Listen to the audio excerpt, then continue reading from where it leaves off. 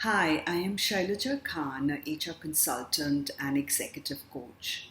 Today I'm going to answer top 3 questions and some concerns about the 360-degree feedback.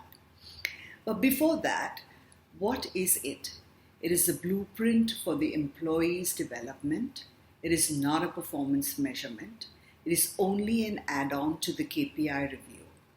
So, a question that is often asked: the 360-degree feedback is mostly used in big companies. How easy is it to implement in organizations that have never had a performance system? Well, most big companies who use 360 feedback face challenges when they implement it. Yet they find value in the process and have managed to roll it out successfully over time to a large employee base. In organizations that have never implemented a performance management system, particularly an SME, a 360-degree would work well and be easier to implement as the employee base is smaller. However, to start with, you can run a survey with a group of leaders, even if there are 2 or 3 in a small company of, say, 6 to 10 people. You can roll it over a period of 6 to 9 months. And then when trust and belief in the process is created, it is half the battle won. Next, the administration time and effort should also be managed, for which you need a trained HR person, senior management support, and company-wide commitment to development. Next question: how can it be simplified for small businesses that have less than 20 employees? As I said earlier, you should roll it out for top management, then managers, then employees, each over a period of time. Staggering the execution creates trust and belief in the process and slowly builds an open culture. Last question: what performance systems are most effective for small businesses? So 360 is purely for development. Therefore, a KPI review between manager and employee is a must. Actually, both tools go hand in hand.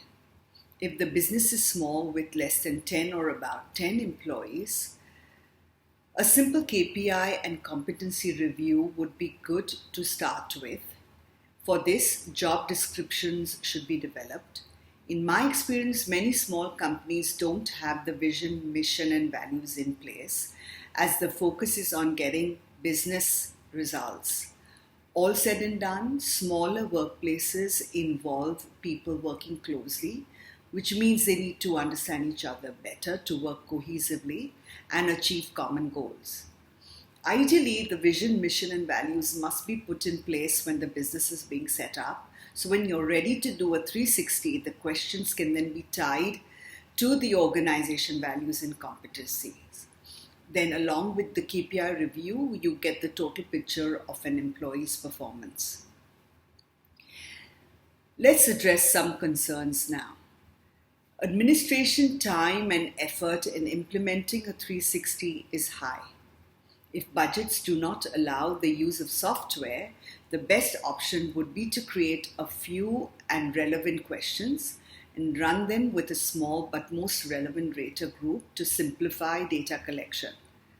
Lack of anonymity is also a key concern.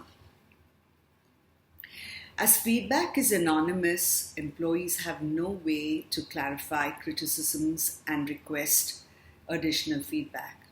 For this reason, it is very important to have trained HR staff and managers to help employees understand and interpret their feedback and develop an action plan based on it. Lack of confidentiality is common. Password and username should be provided to access the tool. To avoid discussion of questions and responses amongst employees, it is crucial to reinforce and coach them on the benefit of the process, that it is meant for the greater good, and to help each other succeed in the long term. One disadvantage is also rater ineffectiveness and inexperience. In spite of the training provided, there are numerous ways raters go wrong. They may inflate ratings to make an employee look good, or deflate ratings to make the employee look bad. They may informally band together to artificially inflate or deflate performance.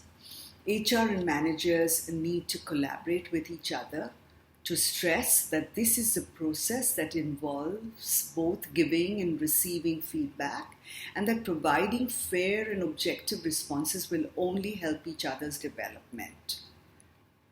In these tough times, people need to quickly adapt to technology as the training will be virtual. First, HR will train leaders on the process. Next, managers will be trained on the process and how to interpret results and give feedback.